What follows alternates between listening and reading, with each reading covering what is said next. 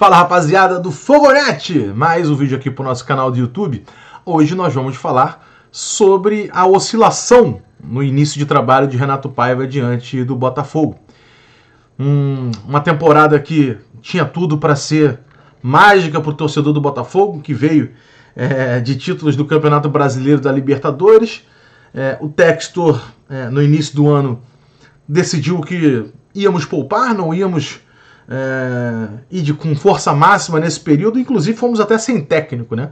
E aí, nessa intertemporada que o Botafogo teve após ficar fora do estadual, chegou o Renato Paiva, um nome que a gente pegou todo mundo de surpresa, para ser bem sincero, e teve tempo para trabalhar. O início de trabalho dele é aqui 5 jogos, e a gente tem visto um Botafogo oscilando demais, né? Já vimos um Botafogo jogar muito bem em determinado momento, no mesmo jogo muito mal, em outro jogo mais ou menos, e depois muito mal mesmo, assim, péssimo. Então é um Botafogo que a gente ainda não tem confiança e não sabe o que vai esperar. Qual vai ser o Botafogo que vai entrar em campo? Por exemplo, tem jogo quarta-feira. Qual vai ser o Botafogo que vai entrar em campo contra o São Paulo? Antes da gente desenvolver, conversar e falar mais sobre o nosso Botafogo, queria deixar aí um pedido para vocês se inscreverem no canal, ativar o sininho, deixar o botão dedão no like, né? Porque é muito importante pra gente, né? Faz nosso conteúdo chegar a mais e mais botafoguenses e, claro, levar o nosso vídeo para mais pessoas, e o que ajuda demais aqui o nosso trabalho, beleza?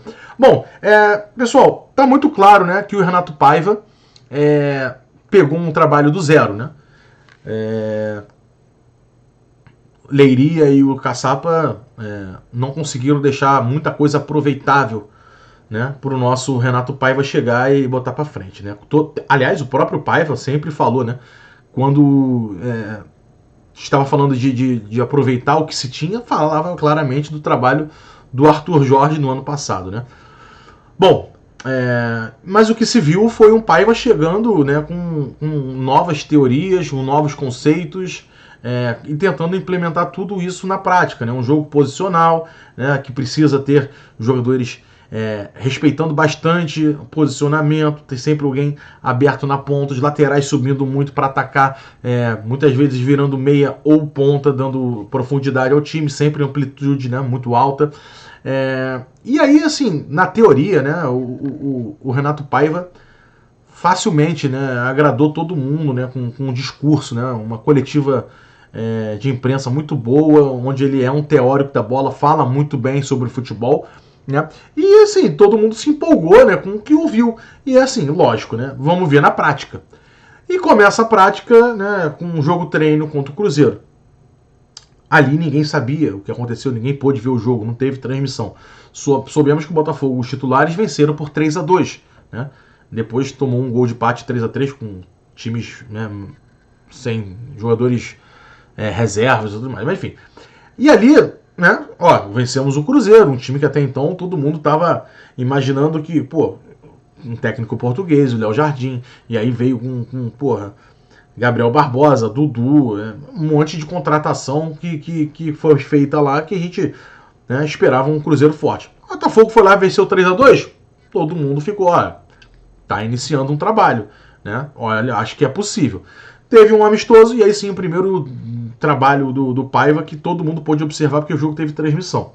Contra o Novo Horizontino, começou a oscilação, né? O Botafogo inicia o jogo tendo trabalho, né? O Novo Horizontino, todo mundo esperava que viesse armado na retranca e tal. Não foi, o time pegou a bola, trocou, jogou passe, ofereceu perigo, atrapalhou o Botafogo, mas o Botafogo mostrou ter melhor qualidade, né? E nas chances que teve, foi lá e fez o gol. E o detalhe que foram 2 gols do Patrick de Paula, que é um personagem importantíssimo para a gente analisar o desempenho do Renato Paiva até aqui. Muito claro, né, que na ausência do Savarino por dentro, ele tentou criar esse artifício, né, fazer com que o Patrick de Paula fosse esse jogador para ser uma opção, né, nessa posição. E aí tudo bem, você entender isso na ausência do Savarino, tudo bem, faltando peças, você foi lá e tentou isso. O problema é que não virou só opção, ele virou uma espécie de solução, né?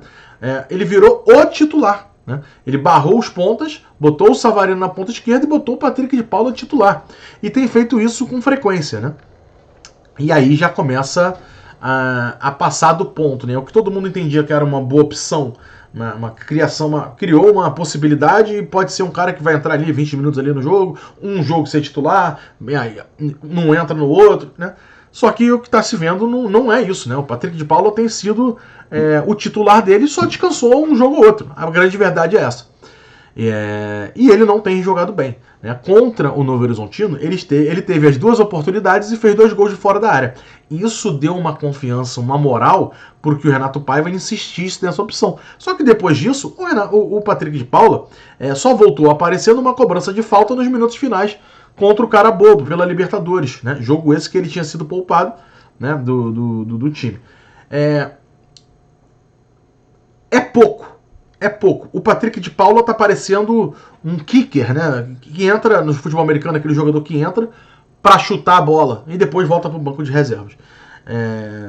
O Patrick de Paula não agrega em muito mais situações.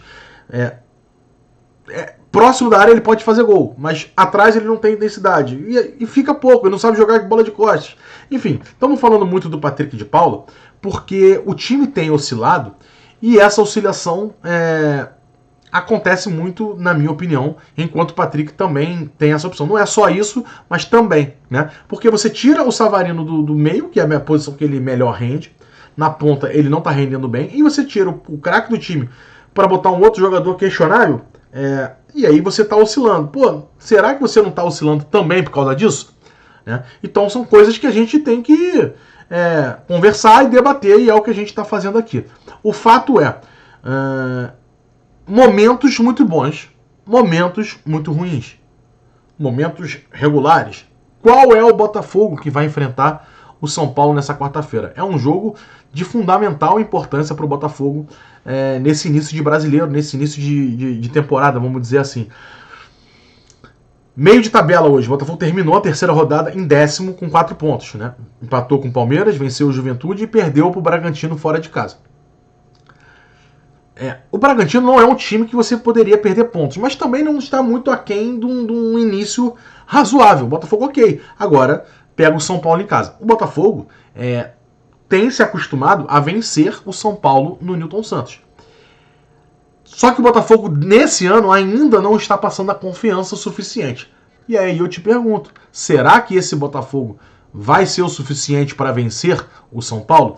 Sinceramente, eu acredito que sim, né? Tem bola para isso. O São Paulo está passando por dificuldades, acho que é um bom time, mas está passando por dificuldade porque a torcida não gosta do Zubeldia. Acho que esperavam mais desse time do São Paulo, o que aí eu acho um erro, né? Um erro de expectativa da torcida do São Paulo.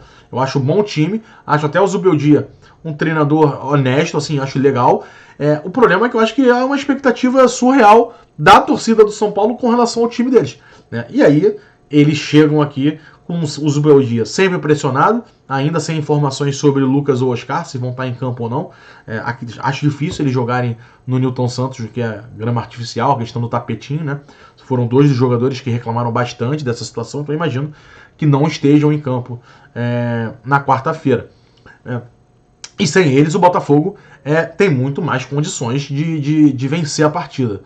Acho que mas vai depender também do Renato Paiva, né? Qual vão ser as escolhas do Renato Paiva? Quem vai ser o titular? Vamos de Patrick de Paula de novo?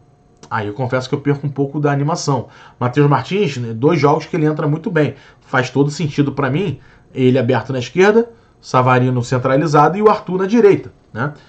Com o Igor Jesus na 7. Agora, algum desses jogadores está cansado e vai ter que descansar, vai ter que ser poupado? Aí a gente já começa a ter algumas perguntas sem respostas e só o tempo vai dizer. Queria aproveitar também aqui só para a gente falar também sobre um jogador que eu considero muito importante, que é o Arthur, que a galera tá com alguma implicância com ele, porque ele veio para substituir Luiz Henrique, né? E aí é difícil, né? A missão é praticamente impossível. Mas eu confesso para vocês que eu gosto bastante do Arthur. E digo mais, quando falo que o Botafogo oscila, tem jogos muito bons, jogos mais ou menos, jogos muito ruins, passa pelo Arthur. O Botafogo viveu grandes momentos nos jogos em que o Arthur esteve bem. Quando o Arthur jogou bola, o Botafogo jogou bola. E isso é algo para se observar. Quando o Arthur não está tão bem, quanto foi, por exemplo, contra o Bragantino, o Botafogo não foi bem. Quando ele esteve muito bem, por exemplo, no segundo tempo contra o Juventude, o Botafogo voou naquele momento. Então, eu acho que tem a ver sim. Acho que o motorzinho do time, o Arthur, ele é meio que a alma desse time. É difícil falar isso porque eu sei que tem muita gente que odeia ele, mas eu acho absurdo odiar o Arthur. Eu acho um jogador bem bom, de ótimo nível, e um cara que vai nos ajudar, já está ajudando, e quando ele está bem, ele ajuda muito. O Botafogo sente falta do Arthur. O Arthur bem significa Botafogo bem. Essa é a minha opinião. Eu torço muito para que o Botafogo encontre novas soluções, que o Renato Paiva comece a colocar alguns jogadores que estão sendo contestados para jogar. Cadê seu Juan? Cadê o Jefinho? Né? O Santos tem que começar a jogar. O Nathan Fernandes, que está machucado, tem que recuperar logo e botar para jogar. Né? São jogadores que o Botafogo precisa ver em campo. Foram contratados. A diretoria confiou e trouxe. O técnico tem que botar para jogo. Né? Tem que botar. Mas os caras não estão bem. Expõe o cara. Vamos jogar, vamos botar. E aí, irmão, se ele for pro tudo ou nada e for mal, aí é um problema dele. Né? O treinador tem que botar o cara para jogar, porque os caras foram contratados para jogar, pô. Né? Não existe, com todo respeito, não existe o Elias Manuel, que é um cara que todo mundo falou que ele veio para ser contratado, mas para ir para o Molenbeek, tá na frente do Juan. O Juan não entra e ele entra. Não faz sentido, né? Não faz sentido. Essa decisão não faz sentido e essa conversa tem que acontecer com o Renato Paiva, se é que já não aconteceu. Se é que já não aconteceu. Rapaziadinha, tamo juntos. Amanhã, terça-feira, estamos de volta com mais uma live aqui do Fambonet. Beijo a todos e vamos lá. Vamos torcer para esse jogo contra o São Paulo. A gente está na versão boa desse Botafogo, né? Porque é um jogo muito importante para a gente definir o que, né? Não é definir, mas para alinhar. Se a gente ganhar, a gente vai lá para cima. Se empatar, fica ali embaixo. E se perder, pode brigar, pelo menos até o Mundial ali, pela parte de baixo da tabela. Então, é um jogo importante. É um jogo importante. Temos que levar muito a sério essa partida. Valeu, rapaziada. Um beijo. Tamo juntos. Tchau.